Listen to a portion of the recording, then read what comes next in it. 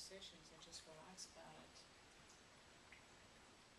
So, is there anything, now, do you still work with Tarot?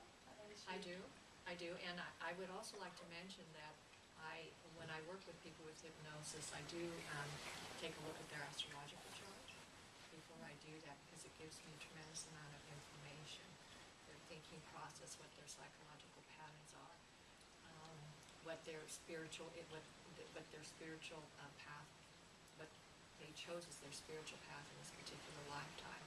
And what's really helpful is transits. Transits are where the planets are today in relationship to your birth chart, or it's often called your natal chart, will let me know exactly what's in focus, what issues are really up for the person. Although usually when a person comes in, they've already stated that, but it is a confirmation, and it just gives me more tools and more information about the person. And then yes, I still do tarot. But do you agree that when you deal with someone astrologically, numerologically, or any kind of archetype training, that it's a basis for understanding, but it's not a definition of what they're stuck in? You have to move beyond. Oh, definitely. It just shows patterns. I look at everything as patterns. It just shows patterns. And what occurred to me when Danielle was talking was a lot of what I'm noticing that people are healing are generational patterns, patterns that have come down. And so that's why this is so much deeper and so much more significant. And so sometimes when people kind of understand that, that makes them feel a little bit better, that this is a pattern, and the chart can show you generational patterns. And the good news is a lot of the stuff that you're experiencing isn't your stuff. Yeah. It's stuff that your ancestors have trained you to believe or to think, and those are the easiest things to move forward from, because you haven't got any kind of emotional anchor. And in theta healing, they call that genetic beliefs as compared to, the experiential beliefs of this lifetime. And you also have what they call theta healing historical beliefs or past life. But I don't like to use the word past life because time and space is not linear as we think. There are rules in time and space, but it can also be alternative lives and future lives that are connected to your soul, that you experience all the emotions of these as well.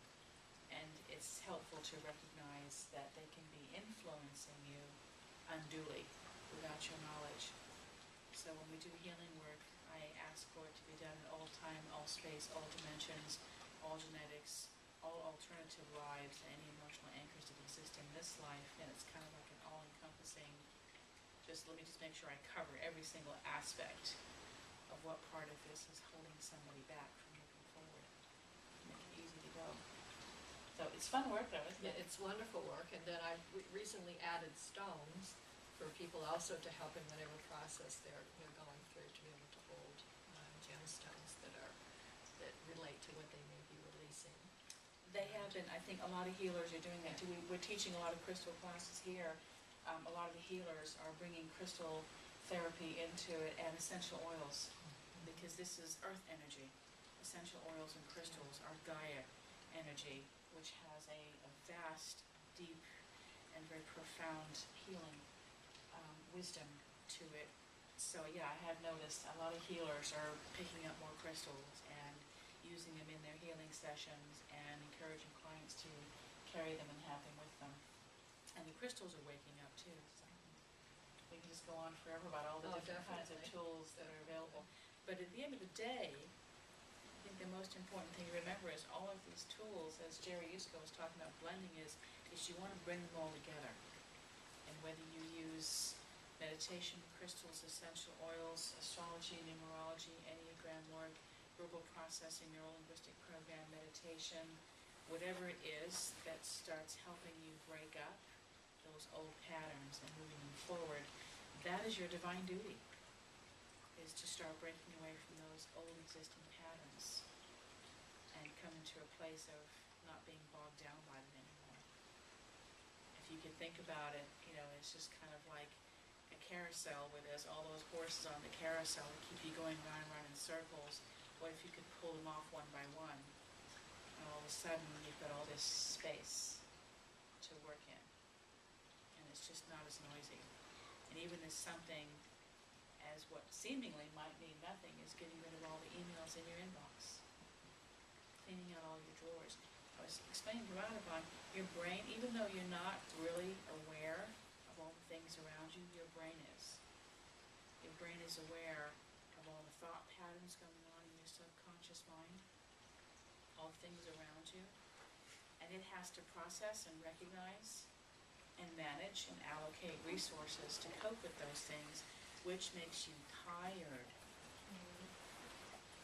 It wears you down. It's one of the things that Caroline notices when you work with somebody. Do they normally say something like they feel lighter? And yet it's unique. They all say things like, I feel lighter, because the burden of those beliefs has been lifted and taken away. What if you could do that every day? What if every day you could process something, and every day you could feel lighter and lighter? I mean, how much lighter can it get? I think it can get pretty great. I think we can start moving to the point where we're levitating off the ground a little bit. We feel so light because you start moving past the long beliefs that you're defined by your physical body. So I think it's getting an easier. Definitely. So if anybody doesn't have anybody questions for Carol, and then I'll move into a meditation. Yeah, so a client would come in with different issues, or what is a common issue?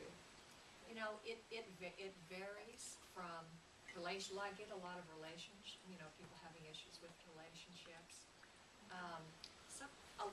Probably the biggest thing, if I were to step away from relationships, work, transitions, the biggest thing is that people are not clear about what they need to do. And my goal always is to empower people. And so the process of going into this particular state, in a physical sense, it allows you to drop message units. And one of the things that I always include has to do with physical balancing. And then the other aspect of that is one gets connected, deeper connection with that higher self, that wisdom inside, so that then in order to when they go to make decisions, they're just clear about what it is they really want to do and where they want to go. But if you weren't looking at specific issues, a lot of people associate hypnosis with losing weight and quitting smoking. And I want you to know it's so much more than that, especially the way I use it. But certainly, those are issues. Some people just want to de-stress. Their just lives are, and Danielle's talking about, they're just too cluttered, and this process, helps clear out. I've worked with people before they've had surgery in order to start the healing process and to calm them, for what, if they have any concerns about that. I've worked with them afterwards. I've worked with athletes, with artists who just want to expand their creativity and be more open.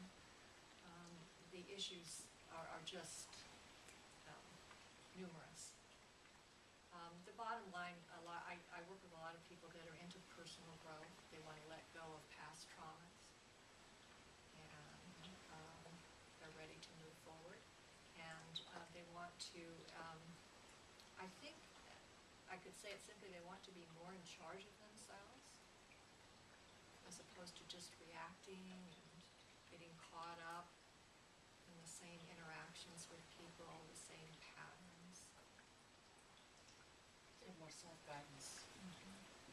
So with hypnosis, you can become aware of your patterns because you're in a deeper realm or state? That's an interesting question. Certainly in the dialogue that I have with clients, we can talk about that. The actual process of hypnosis and the way the information comes, it's very symbolic. And what I encourage clients to do is to go through the process and then just to let that work do its work. And then we can come back and talk about what did that mean and what were the patterns.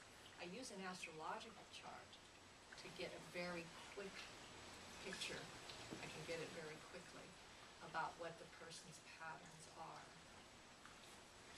and kind of where they come from. And so